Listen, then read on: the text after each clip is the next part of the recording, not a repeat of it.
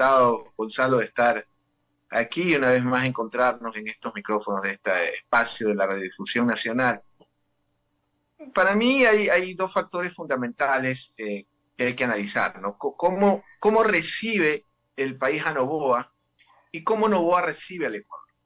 Es decir, lo recibe con un dato que no es menor, que más allá de lo que nos puedan decir las encuestas con una popularidad es muy difícil que un mandatario que arranca no tenga niveles altos de popularidad, pero más allá de aquello, en base a los hechos políticos. El primero, ¿qué país recibe Noboa? Y en esto hay que ser bastante honesto intelectualmente. Es decir, no hablamos de un país en una crisis de seguridad, hablamos del país más inseguro de la región. Me explico, o sea, cosas que eran impensables hace, ¿qué? 20, 30, hace 3 años atrás. Hoy Ecuador es más inseguro que México, es más inseguro que Colombia, es más inseguro que Brasil. O sea, es terrible lo que pasa. Entonces, ¿qué país recibe Noboa? Es decir, el país más inseguro de la región, y adicional a la crisis económica, etcétera, lo que bien plantea Grey Jiménez, que es el hecho de una crisis migratoria que no había sido visto en mucho tiempo. Y eso que no hablamos del Austro, por ejemplo, donde, si mal no recuerdo, un artículo que hizo Grace en algún momento se hablaba de que había más fuga de personas en el Austro de lo que había habido en la guerra en Siria. O sea, es una situación bastante complicada. Y ni hablar del tema económico. Estamos hablando de municipios que están con 6 meses de deuda. O sea, para quienes conocen, los municipios son más allá de Guayaquil, Quito, Cuenca, pero en el Ecuador profundo, los GATS pequeños, el municipio es un factor fundamental de la economía, es el eje de la economía. Imagínate con 6 meses de atraso, ¿no? Sumado a una sociedad que para acceder al crédito tiene que acceder a las tasas más altas del planeta en una economía dolarizada. Ese es el Ecuador, cómo el Ecuador recibe a Noboa. Pero cómo Noboa recibe el Ecuador, que es la parte que a mí sí me preocupa. La primera, hay lo que llaman los gringos los primeros 100 días, ¿no? Entonces yo con algunos colegas decía, bueno, los primeros 100 días de Noboa, por la característica, por la transición, seguramente van a ser el previo, el proceso de transición. Y el hecho preocupante, que para mí hay dos, primero, que llega con el gabinete incompleto, que eso es de loco, eso es como más o menos, usted va al Mundial de Fútbol o al partido inaugural y llega con 2 jugadores menos en la defensa, no hablando en términos futboleros, llega con el gabinete incompleto. Esa fue la primera parte. La segunda, instituciones básicas como por ejemplo la CENESID, por ejemplo, ¿no? que lamentablemente hay voces que hablan de destruir la educación. Eso es muy del Ecuador o solo del Ecuador, ¿no?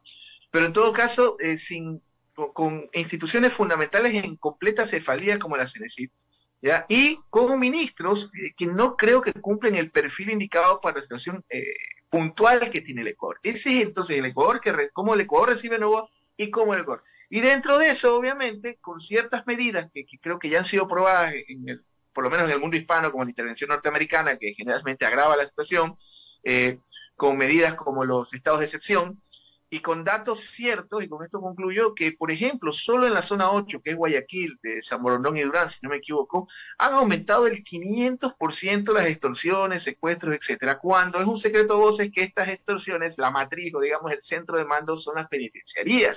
Entonces, si supuestamente la cura era la intervención de las Fuerzas Armadas, ¿qué está pasando? Parece que el arreglo en la penitenciaría ha sido, digamos, estético, la han lavado, la han limpiado, le han sacado los tallarines, los cables, etcétera, pero siguen extorsionando a ese porcentaje. Esto significa que alguien le está mintiendo al presidente, al ministro de Defensa, o ellos nos están mintiendo.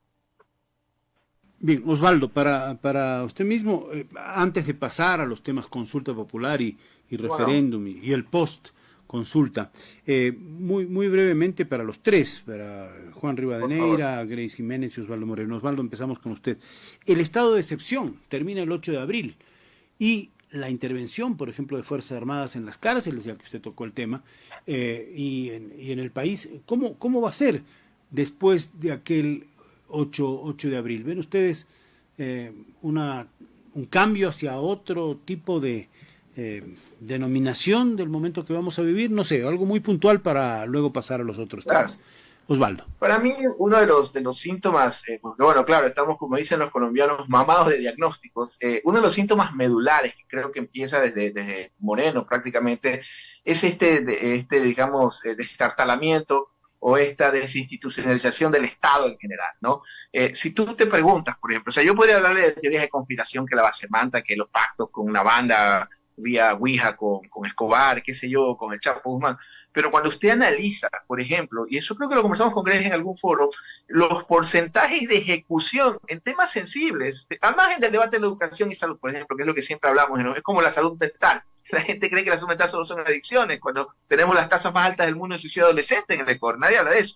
Entonces creo que es un tema de Estado. Entonces, obviamente, el problema medular es cuánto se ejecuta del presupuesto adicional a que lo reportan, cuánto se ejecuta en seguridad. El gobierno de Lazo no pasó del 30% en la ejecución presupuestaria en materia de seguridad. Entonces, yo creo que más allá de los estados de excepción, de cambiar el espíritu, el objeto de nuestras Fuerzas Armadas, viene el tema de la gestión pública exitosa, que creo que ese es el gran problema que tiene el Ecuador los últimos 8 o 7 años. Bien, muchas gracias. Juan Rivadeneira, a propósito del dato que acaba de decir, ayer nos entregaba el concejal Campaña en Quito los datos del suicidio es más alto en Quito que el homicidio. Son datos duros. Esto es una realidad, para tocarla en otro momento, pero es muy importante lo que acaba de mencionar el profesor Moreno. A ver, Juan Rivadeneira, ¿cómo entender esto del estado de excepción, su final, y qué va a pasar con el 111, que es el estado de guerra al crimen organizado y el narcotráfico? Brevemente, para ir con Grace. En Ecuador tenemos muchas personas y muchos ecuatorianos una distancia para reconocer el mérito ajeno. Y el decreto 111 me parece a mí que ha sido quizá el decreto más valiente que un presidente de la República ha firmado en la historia del país. ¿Por qué? Porque uno declaró un conflicto armado interno, cosa que nadie lo veía para declararlo así, ¿sí? Seguramente ahora todos dirán que lo vieron. Segundo, nombró a las bandas, les puso nombre y apellido. Tercero, pues desplegó a las fuerzas del orden. Y cuarto, pidió neutralizarlas. Podemos criticar mucho después del proceso, pero me parece que se abrió un camino y una decisión altamente esperada por muchos ciudadanos.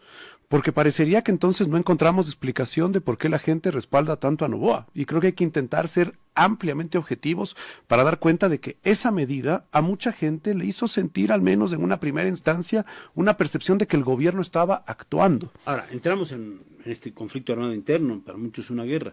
El gran tema es cómo vamos a salir de eso. Absolutamente. Es otro y esto toma tiempo, análisis, ¿no? Y esto toma tiempo, porque, a ver, después de todo lo que ha pasado por tanto tiempo, pensar que esto se repara en 3 meses, en un año o incluso en un periodo de 4 años me parece que es un error. Yo creo que lo que viene después es cómo el Ecuador va a buscar cooperación internacional para poder enfrentar al crimen organizado en el país, porque solo el país no sale. Está comprobado, las fuerzas del orden han sido sobrepasadas, ¿sí?, por estos grupos de delincuencia organizada, y solamente queda la esperanza también en la cooperación internacional, que se ha visto como en tan corto tiempo, no se ha visto en la historia del país tampoco visitas de tan alto nivel, por ejemplo, del gobierno de los Estados Unidos. Segundo, algunas donaciones, un inicio de un plan de apoyo, seguramente pues que el gobierno tendrá información más precisa, pero se ve que hay un ambiente de que la cooperación internacional puede ayudar al país, porque los que creen, en cambio, que la respuesta será solamente la que el Estado pueda dar, esa no va a responder y más bien va a ayudar a volver a momentos pasados. Vamos con Grace Jiménez para cerrar este tema, luego vamos a... Estrategia de comunicación. Veo una gran campaña de la consulta popular que como tal esté contándole a la gente cómo debe votar. Pedro Donoso sacó un hilo importantísimo en X la semana anterior, donde hablaba de la votación o de números que había sacado Perfiles de Opinión. Y evidentemente 2 de las preguntas donde hablaba del contrato por horas o del trabajo por horas y lo del arbitraje eran las únicas preguntas que tenían menos del 50%. Evidentemente hay un equipo político detrás de todo lo que fue la consulta popular. Sin embargo, para mí sigue medido muy bien en el tiempo para la reelección del presidente Noboa, para el inicio de su primer mandato. Recordemos que lo que está ahora es reemplazando lo que Guillermo Lazo no terminó. Y me parece que cuando Noboa inició la campaña, y lo hablo a título muy profesional y personal, lo hizo con medidas, digamos, con el enfoque y con el objetivo netamente de la reelección. Y que la campaña para la presidencia 2025-2029 será un checklist de lo que hoy está haciendo Noboa. Por eso tantas leyes aprobadas, por eso el video de la tabla de drogas, por eso seguramente las cifras mal presentadas de que tenemos empleo, de que los jóvenes tienen empleo, cuando estamos hablando de la tasa migratoria más importante luego de... Entonces, la consulta como tal, estratégicamente bien planteada, pero políticamente no resuelve nada. Y me parece que la gente tiene claro. Con la baja que tiene ahora Noboa en su índice de aprobación y de gestión, es probable que la consulta igual, hoy por hoy lo puedo plantear así, no sé qué va a pasar.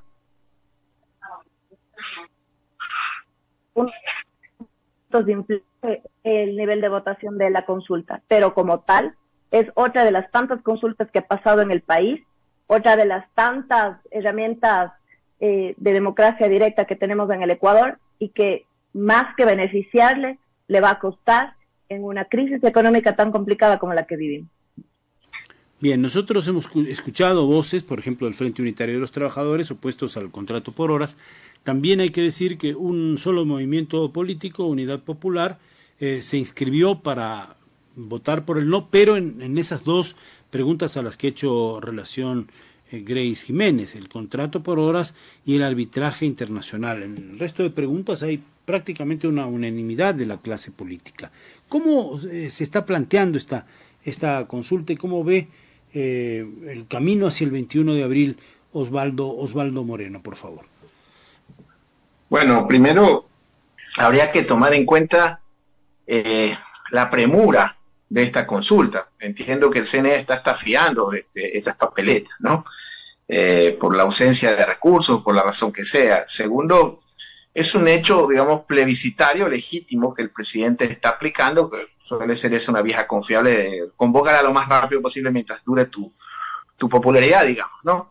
Pero al margen de eso, hay que ver el escenario y las circunstancias, digamos, que estamos viviendo, ¿no? Por ejemplo, acaban de matar a funcionarios del municipio de San Vicente, a una alcaldesa en funciones y no hay un solo detenido, por ejemplo. Y eso no lo resuelves con Marines, eso lo resuelve el Estado, ¿no? Entonces, en ese contexto, tienes dos cosas que aplicar. La primera, ¿cuál es la coyuntura que tiene Noboa? Y tienes que poner indudablemente el caso de Lasso, porque creo que son similares no solo en lo ideológico. Porque si usted se percata, a diferencia de Noboa, Lasso ganando una pregunta ganaba, ¿sí? Por las circunstancias en las que creo que fue un suicidio lo que le hicieron al presidente Lasso de haberlo inducido a hacer una consulta en un momento de popularidad muy baja y en una circunstancia y coyuntura en la que la agenda era totalmente local. O sea, llevó un tema plebiscitario a un ambiente local como una elección seccional. Entonces, en el caso de Lasso ganando una pregunta ganaba, no importaba. En cambio, a la inversa, Noboa perdiendo una pregunta pierde. ¿Por qué? Porque también hay preguntas, efectivamente, querido Gonzalo, que tienen hechos que van más allá de las encuestas, que es articulación y hechos políticos. Por ejemplo, la pregunta por horas. ¿Ya? Yo supongo que el FUT, la CUT y todos estos grupos sindicales van a cerrar filas en ese contexto. Una pregunta que algunos expertos consideran que la Corte Constitucional no debió dar paso porque supuestamente afecta a derechos, etcétera. Entonces, tienes hechos políticos o preguntas en las cuales tienes la ventaja de que puedes articular, digamos, políticamente el no. No solo la pregunta del tema laboral. Entiendo que hay una pregunta que trata el tema de las comunidades, en el tema de las licencias mineras, ambientales, etcétera. Entonces, hay preguntas que ya, digamos, ya fracasaron, como la famosa extradición. Por ejemplo, si usted analiza todas las cifras en México y en otros países que aplican la extradición, no aumenta ni disminuye nada. Digamos que es uno de los clichés o banderas que ha tomado la opinión pública. Hay preguntas que ya fracasaron. Se ha preguntado hasta el cansancio con el famoso Consejo de Participación Ciudadana y el pueblo sigue diciendo no. Entonces, yo no creo que el presidente la tendría tan simple y va a depender de en qué preguntas, qué actores políticos se articulan, porque Noboa no tiene un opositor, o por lo menos por la banda izquierda lo tiene a Isa, que puede trabajar la consulta, digamos, a favor del no, y por la banda derecha tiene un Topic que está intentando construirse como ese opositor, pero yo no lo veo a Topic haciendo campaña por el no, o sea, no lo veo arriesgándose a que en un club social lo vean mal por estar contra la extradición, que es básicamente donde existe este mito de que es efectivo. Interesante. Bueno, de hecho, el tema de participación ciudadana se ha consultado en muchas ocasiones anteriormente, pero en esta consulta no está. Y participación ciudadana y control social, que ha sido un tema muy debatido, la propia existencia desde la Constitución de Montecristi. Y en efecto, lo de la extradición estuvo en una de las preguntas del presidente Lasso y perdió. Trampolín, Osvaldo, para la campaña presidencial de Daniel Noboa Sin hacia el 2025? ¿Es, digamos, un potencial resultado favorable en la consulta? ¿Le puede poner ya en primera línea de candidato? Él ha admitido que podría ser candidato a la presidencia. Hay otros precandidatos también. ¿Cómo se hace ese traslape de los resultados de una consulta popular a un capital político que le permita ir hacia una potencial reelección o primera elección, como decía hace un rato Grace, ¿no? A ver, Osvaldo. Tengo un problema con la cámara. ¿Ustedes me escuchan bien? Sí, estamos escuchando perfectamente. Ok, a ver, yo creo que no existe nada más coyuntural que una realidad electoral. Y mucho más en un país tan inestable, tan chiflado como el nuestro, donde con un asesinato, con una pandemia, por cualquier circunstancia, las cosas pueden resetearse total y absolutamente. Creo que el presidente, como actor político, es legítimo que busque las herramientas para legitimarse. Eso, el ejercicio plebiscitario no lo inventamos aquí, pues no, aquí se habla mucho del populismo que lo inventaron en Sudamérica, falso. En la Comunidad Europea, usted para poder integrarse a los miembros tiene que pasar un referéndum. En los Estados Unidos, hasta para legalizar el nombre de un parque, necesita pasar por este proceso. Yo veo correcto, yo no le veo ilegítimo que el presidente de la República busque un mecanismo para legitimarse en el arranque, al margen de la discusión que podemos tener. En todo caso, sí es de alguna forma un medidor, sí es de alguna forma la antesala, pero seamos transparentes. Era impensable creer o pensar que Daniel Noboa tenía posibilidad de ser presidente de la República en instancias de 2 meses antes de la elección. Entonces yo no descartaría cualquier tipo de escenario, incluso la no presentación del presidente. Va a depender mucho del resultado también de la consulta popular y de qué suceda con el tema nacional. Sobre todo, decía acertadamente el contertulio, el tema del IVA es un poco delicado, pues yo quisiera ver a todos los oficinistas a partir del lunes 2 de abril, cuando los almuerzos suban, aquí se afectados, ¿no? Hablemos de lo que decía Greg acertadamente, ya se está discutiendo un tema tabú en los gobiernos locales, que es el aumento de los pasajes del transporte urbano. Entonces son situaciones efectivamente sumado a la inseguridad de algunos factores, porque mire, la popularidad es como el plomo en la sangre o como la radiación, no es inmediata, se va acumulando. Tú puedes tener exabruptos como decir que te vas a farrear y te pones gafas cuando estás iniciando, pero ya a medida que vas avanzando es como que vas gastando tus vidas o como que vas jugándote tu popularidad. Entonces en ese contexto creo que el tiempo nos dará la respuesta, pero creo que es muy prematuro hablar de que el presidente va a ganar todas las preguntas o de que indiscutiblemente se va a reelegir. Claro, en política en el Ecuador nada está escrito en piedra. En dos meses alguien adquiere una gran popularidad, en 2 meses se cae. Eso lo hemos visto en la historia y yo creo que el apunte de... Gracias por estar aquí. Lo mismo a Grace Jiménez, a Osvaldo Moreno, analistas, consultores, también han sido catedráticos y con ellos estamos pensando el país en tiempos de consulta, pero también en el futuro político del mismo. Les agradezco por su aporte, por sus valiosos puntos de vista, respetables por cierto. Algunos de los oyentes los pueden compartir o no, pero aquí estamos para ponerlos de manifiesto en Ecuador Radio, Radio Quito y Platino FM. Gracias a todos, muchas gracias. Venimos enseguida, después de